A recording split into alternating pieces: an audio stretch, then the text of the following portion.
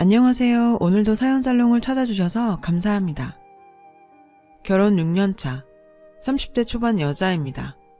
저는 어린 시절부터 친구들에게 난 내 삶이 가장 중요하다고 하며 인생 제대로 즐기고 30대 중반 이후에 결혼하겠노라고 말했어요.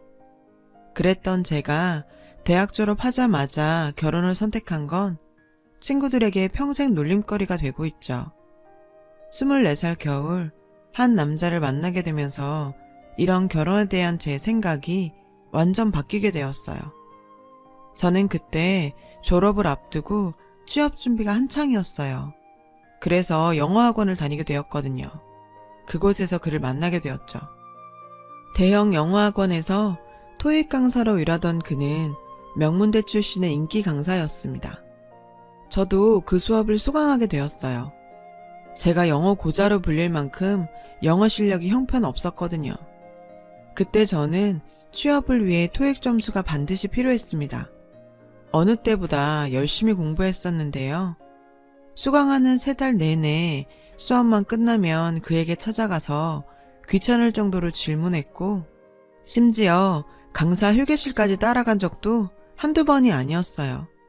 솔직히 제가 생각해도 너무 심했나 싶은 생각이 들 정도의 질문 공세였죠. 그는 항상 저처럼 질문해주는 학생을 좋아한다면서 부담 가지지 말고 계속 물어보라고 말해주더라고요. 그 덕분에 3달 만에 제가 목표했던 점수를 받게 되었고 원했던 회사에 취업도 했어요. 그렇게 끝나버릴 줄 알았던 저희의 인연은 우연한 기회로 엉뚱한 곳에서 다시 이어지게 되었어요. 황금 같은 주말에 둘째 출산으로 산후조리원에 들어간 언니를 대신해서 조카와 함께 키즈카페로 가게 되었어요. 밀려오는 피로감에 그저 꾸벅꾸벅 졸고 있는데 누군가 어깨를 툭툭 쳤습니다. 연아 맞지? 잠깐만. 누군가 제 이름을 불러서 돌아봤더니 그가 있었고 그 옆에는 3, 4살 정도의 남자 쌍둥이로 보이는 애들이 함께 있었어요. 짧은 인사를 나누기도 전에 그는 쌍둥이 손에 끌려갔죠. 그는 아이들과 볼풀장 안에서 뒹굴고 있었는데 그 모습을 보고 있자니 내 미래의 남편도 내 아이와 저런 모습이었으면 좋겠다는 생각이 들 정도로 행복해 보이더라고요. 얼마간 시간이 흐른 후 그는 다시 돌아와 인사를 건넸어요. 아이고 힘들다. 아까 인사도 제대로 못했네. 선생님 아들들 너무 예쁘네요. 쌍둥이죠? 땀을 뻘뻘 흘리면서도 아이들과 노는 게 즐거운 듯 행복해 보이는 그는 제 질문에 알 수 없는 미소를 짓더라고요. 이유는 머지않아 알게 되었어요. 아이들이 달려와 삼촌이라고 그를 부르더라고요. 아들처럼 행복하게 매달리던 아이들은 사실 그의 조카들이었던 거예요. 그도 저와 같은 이유로 이곳에 와 있는 거라는 걸 알게 되는 순간 왜인지는 모르겠지만 그가 결혼하지 않았다는 사실이 뭔가 다행이다 싶은 생각이 들었어요. 그렇게 키즈카페에서 우연한 재회 이후로 가끔 만나서 술 한 잔씩 하게 되었어요.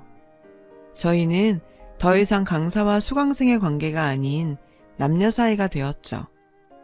6개월간의 짧고 뜨거운 연애 끝에 25살이라는 어린 나이에 결혼했습니다. 결혼과 함께 남편은 평소에 꿈꾸던 작은 영어학원을 오픈했어요. 그저 행복할 것으로만 생각되었던 결혼 생활은 길지 않은 시간에 사랑 하나만으로 완성될 수 없다는 걸 깨닫게 해주었어요. 결혼 시작과 함께 시어머니와의 충돌이 시작되었죠. 결혼과 동시에 직장 그만두고 아들 뒷바라지를 하길 원하시던 시어머니는 제 직장 생활을 탐탁지 않아 하셨어요. 저는 어렵게 들어간 회사를 결혼했다는 이유만으로 그만두기 싫었거든요. 늘 시어머니께서 저에게 하시던 말씀이 있으셨는데, 여자는 말이야, 남자 뒷바라지 하는 재미로 살아야 하는 거야. 너는 여자가 왜 이리도 밖으로 나돌려고 하니, 여자답지 못하게? 아니, 자기 딸이 그렇게 열심히 노력해서 들어간 직장을 포기하라고 얘기하는 친정엄마가 있을까요? 시어머니는 시어머니인 거죠. 저는 이 말 들을 때마다 정말 시어머니고 뭐고 확 다 그만두고 싶은 생각까지 들 정도였어요. 시작 자체부터 어그러진 시어머니와의 관계는 개선될 기미 없이 계속 악화되었어요. 게다가 저보다 나이가 3살이나 많은 둘째 동서와의 비교는 날이 갈수록 심해졌는데요. 그래도 남편 하나 믿고 살고 있었어요. 결혼 3년차 추석에 시어머니의 비교와 무시가 극에 달하는 일이 벌어지게 되었는데요. 저는 직업 특성상 추석 전날까지 근무해야 했었어요. 밤 늦게 되어서야 시댁을 방문하게 되었죠. 너 지금 올 거면 뭐하러 왔니? 둘째가 제사 음식 다 만들어놨으니 숟가락 얹으러 왔니? 그날 시어머니의 저를 향한 태도는 정말 차갑기 그지 없었죠. 물론 함께 음식 못 차린 건 죄송한 일이었지만 회사의 그 프로젝트도 그만두기 싫었습니다. 미리 잡힌 일정에 조정할 수 있는 동료도 없어서 스케줄 변경이 어려웠어요. 시어머니와 동서에게도 미리 연락해서 미안하다고 상품권까지 드렸는데 저렇게 말씀하시니 정말 기분이 몹시 좋지 않았어요. 면전에서 그러시는 통에 민망해서 주방 입구에 서서 쭈뼛쭈뼛대고 서 있었죠. 시어머니는 둘째 동서와의 비교를 멈추시지 않더라고요. 둘째 봐라.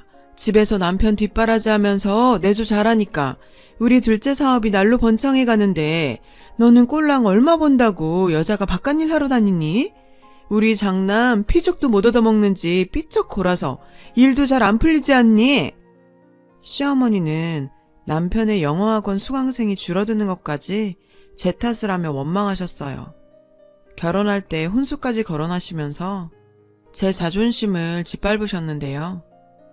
너는 결혼할 때도 혼수 하나 제대로 안 해오더니 결혼하고 3년이 돼도 아직 맏며느리 역할을 못하는구나. 둘째 봐라. 친정이 빵빵하니 우리 둘째 아들 차도 바꿔주고. 저기 봐라. 우리 집에 김치냉장고도 둘째가 해온 거 아니니. 친정이 부실하면 몸으로라도 때워야지.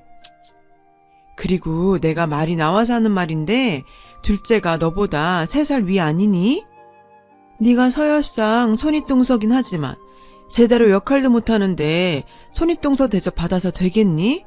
둘째야, 너도 이제 첫째한테 말 놓고 편하게 대해라. 네가 실질적 맏며느리 아니냐. 어머님이 저를 아무리 싫어한다고 해도 면전에 세워두고 무시하며 비교하는 정도는 도를 넘었고 둘째 동서의 태도에 저는 더는 참을 수가 없었어요. 어머님이 그러라고 하시니까 내가 말 놔도 되겠지? 기분 나쁘고 그런 거 아니지? 저보다 나이 많은 둘째 동서가 저에게 말을 놓는 건 저한테는 기분 나쁜 일이 아니었는데 한 번 아니라는 말도 없이 마치 기다렸다는 듯 말을 놔버리는 둘째 동서의 태도에 기분이 너무 나빠서 어머니에게 한 소리 했는데요. 제가 언제 대접을 바랬어요? 동서한테도 제가 항상 꼬박꼬박 존대했잖아요. 그런데 실질적 맏며느리니 뭐니 저희 친정이 뭐요? 기억 안 나세요? 어머님이 그러셨잖아요. 혼수하지 말고 집 사는데 돈 보태라면서요. 그래서 집 구할 때 저희 집에서 더 많이 보탰잖아요. 혼수니 뭐니 이제 와서 왜 그러시는 거예요? 진즉에 그렇게 말씀하시던가요. 참다 한마디 했을 뿐인데 시어머니에게 바락바락 달려드는 며느리가 여기 있다며 난리를 피시는 통에 저만 이상한 사람이 되었어요. 주방에서 나는 큰 소리를 듣고 달려온 다른 식구들도 저를 이상한 눈으로 쳐다봤고요. 다른 가족들의 시선은 별로 중요하지 않았는데 믿었던 남편도 어머님과 다르지 않았어요. 이 일로 남편과 결혼하고 처음으로 크게 다투게 되었죠. 제가 남편에게 있었던 상황을 설명해도 아무리 화가 나도 며느리가 시어머니께 덤벼서 되냐며 저를 몰아세웠고 정말 세상에 홀로 남겨진 느낌에 서러워 혼자 펑펑 울었습니다. 그 사건 이후 시어머니는 저를 노골적으로 괴롭히셨어요.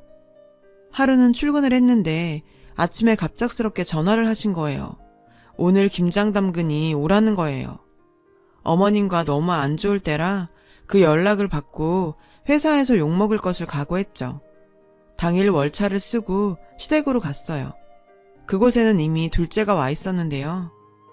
넌 항상 이렇게 늦는구나. 우리가 시장 보고 배추 밑간 다 해놨으니 네가 지금부터 김치 속만 좀 넣으면 된다. 우리는 새벽부터 움직였더니 온천쯤 갔다 와야겠구나.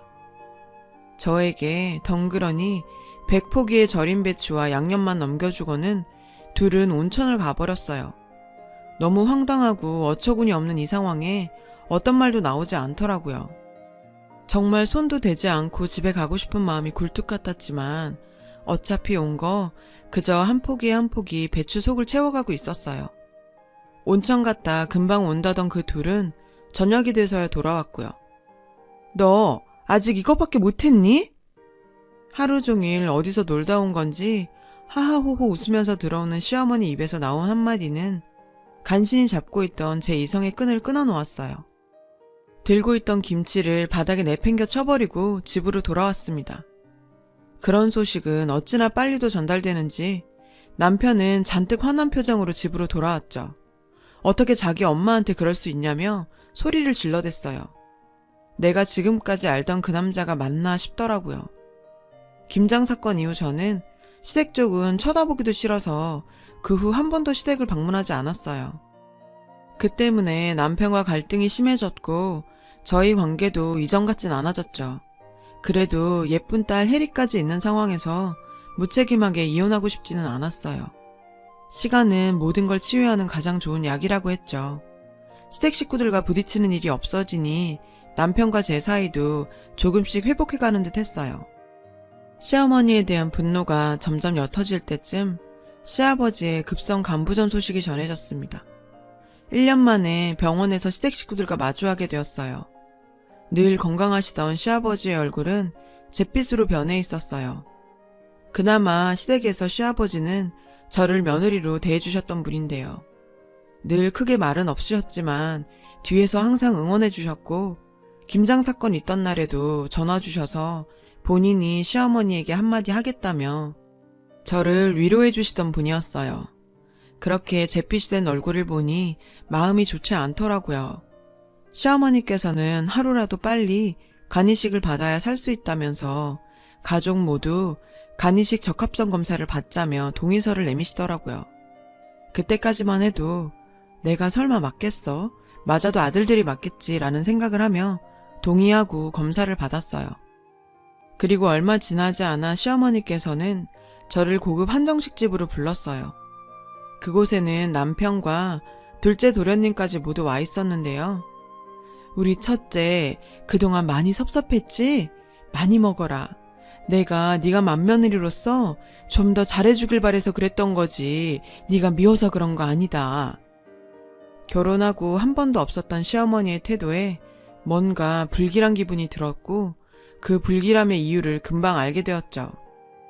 다름이 아니라 검사 결과가 나왔는데 우리 가족 중에 너만 간이식 적합도가 일치한다더구나. 그래서 말인데 네가 우리 집안 첫째 며느리로서 제대로 역할 한번 해줬으면 한다.